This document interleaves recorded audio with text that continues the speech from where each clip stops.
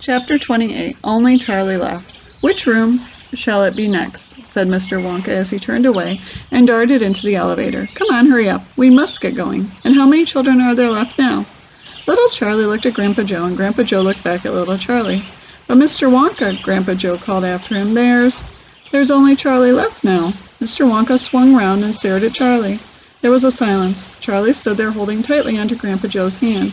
You mean you're the only one left? Mr. Wonka said, pretending to be surprised. Why, yes, whispered Charlie, yes. Mr. Wonka suddenly exploded with excitement. But my dear boy, he cried out, that means you've won. He rushed out of the elevator and started shaking Charlie's hand so furiously it nearly came off. Oh, I do congratulate you, he cried. I really do. I'm absolutely delighted. It couldn't be better. How wonderful this is. I had a hunch, you know, right from the beginning, that it was going to be you. Well done, Charlie, well done. This is terrific. Now the fun is really going to start. But we mustn't dilly, we mustn't dally. There's even less time to lose now than there was before. We have an enormous number of things to do before the day is out. Just think of the arrangements that have to be made, and the people we have to fetch. But luckily for us, we have the great glass elevators to speed things up. Jump in, my dear Charlie, jump in. You too, Grandpa Joe, sir. No, after you. That's the way. Now then, this time I shall choose the button we are going to press. Mr. Wonka's bright, twinkling blue eyes rested for a moment on Charlie's face. Something crazy is going to happen now, Charlie thought. But he wasn't frightened. He wasn't even nervous. He was just terrifically excited. And so was Grandpa Joe. The old man's face was shining with excitement as he watched every move that Mr. Wonka made. Mr. Wonka was reaching out for a button high above the glass ceiling of the elevator.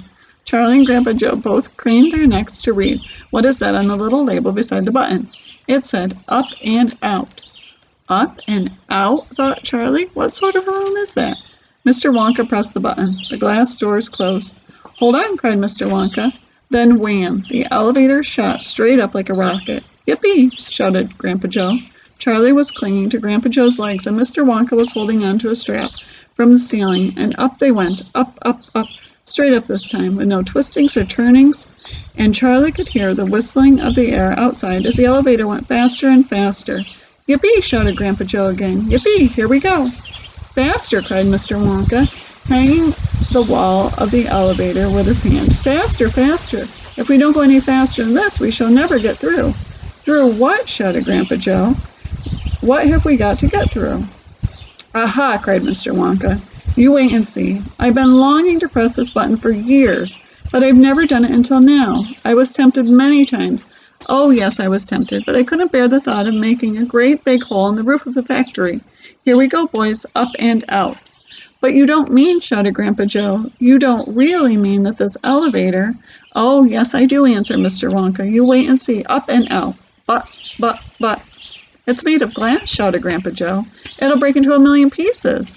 I suppose it might, said Mr. Wonka, cheerfully as ever, but it's pretty thick glass, all the same.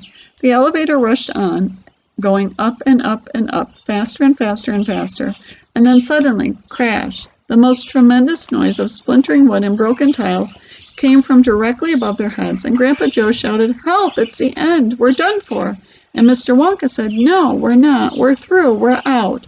Sure enough, the elevator had shot right up through the roof of the factory and was now rising into the sky like a rocket, and the sunshine was pouring in through the glass roof.